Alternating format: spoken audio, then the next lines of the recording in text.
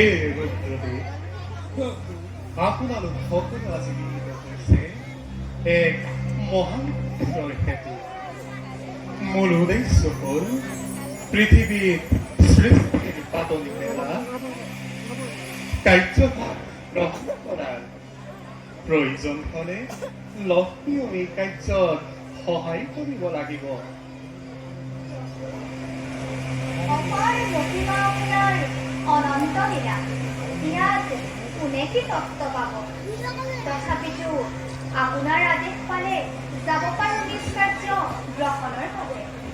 আপোনালোকৰ কিবা মতামত আছে ব্ৰহ্মদেৱ আৰু ৰুদ্ৰদেৱ? প্ৰভু শ্ৰীনাৰায়ণৰ আদেশত আমি আজি মিলিত হৈছোঁ। কাৰ্য আৰু দায়িত্ব হ'ল সৃষ্টি।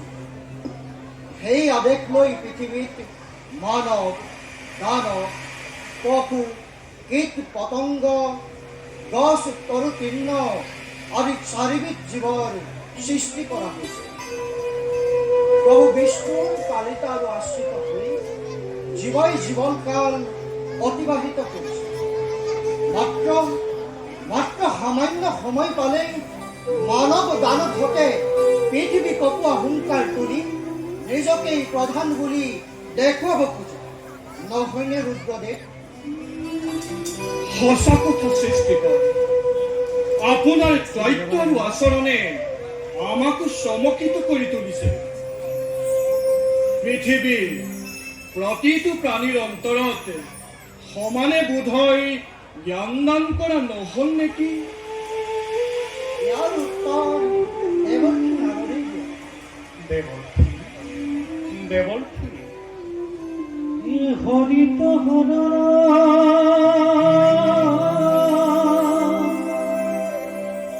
লয়াজি তুজন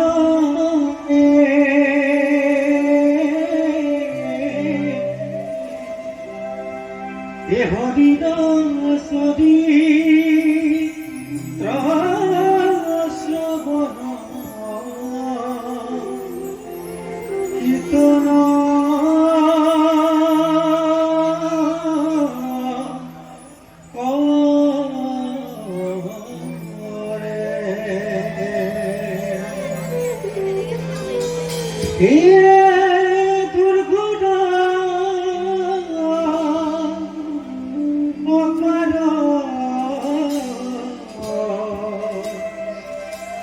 দুৰ্ঘটনা সাগৰে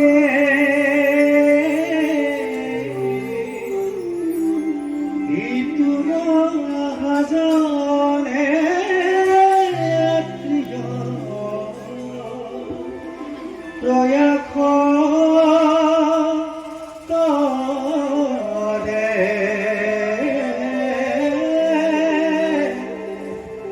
এইটো মহাজনে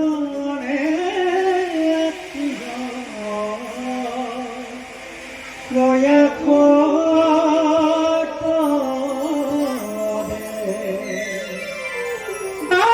নাৰায়ণ নাৰায়ণ। আজি আমাৰ পৰম সৌভাগ্য, আজি আমাৰ পৰম সৌভাগ্য। স্বয়ং ত্ৰিদেৱ জগত জননী লক্ষ্মীৰ সহিতে একেলগে পালো দৰ্শন। সেই বিশ্ব ব্ৰহ্মাণ্ডৰ গৰাকী সেই প্ৰভু পৱন লোচন হঠাতে নেকি নাৰদক স্মৰণ কৰাৰ কাৰণ আমি জানিব পাৰোনে প্ৰভু? প্ৰভু, তোমাৰ মতামতৰো হৈছে। প্ৰভু, সেই ভোলানাথ পিতৃদেৱে উপযুক্ত স্থানত উপযুক্ত জনকেই প্ৰয়োগ কৰিছে। মানুহ দানৱৰ হৃদয়ত দিয়াৰ দৰে সকলো জীৱৰ হৃদয়তেই প্ৰাণ পদাৰ্থ সম্পৰণ কৰিছে আৰু জ্ঞান নাৰায়ণ নাৰায়ণ জ্ঞান সকলোকে সমানেই দিছে। কিন্তু পিতৃদেৱে মানুহক দানৱক দিছে এক বিশেষ বস্তু, আৰু সেয়াই হ'ল প্ৰভু সেয়াই হৈছে বিবেক। অতি সুন্দৰ তোমাৰ বৰ্ণনা। পিতৃদেৱ, তেন্তে মোৰ অনুমান সঁচা, কিন্তু আমি মহাকালৰ ভাৰখনি পাই শান্তি হলে পোৱা নাই। পৃথিৱীৰ সকলো প্ৰাণীৰ ভিতৰত বিবেকমান হৈ মানৱ দানৱে অতি জঘন্য কাম কৰিবলৈও কিয় সংকোচ কৰা নাই? ন্যায় অন্যায়, পাপ পুণ্য, ধৰ্ম অধৰ্ম আজি বিচাৰ বহন কৰি পৃথিৱীত যি অসম্ভৱৰ সৃষ্টি কৰিছে তাৰ বিচাৰ কোনে কৰিব?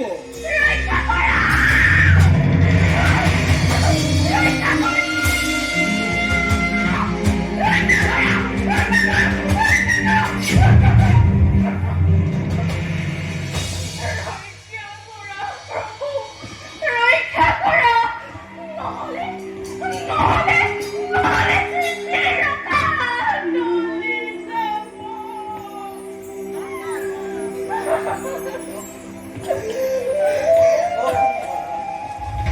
কি হ'ল? কিয় যে এনেদৰে কৰিলা প্ৰভু? প্ৰভু অন্তৰ্যামী পিতা আৰু হে ভোলানাথ, সকলোৱে শুনা মোৰ কথা।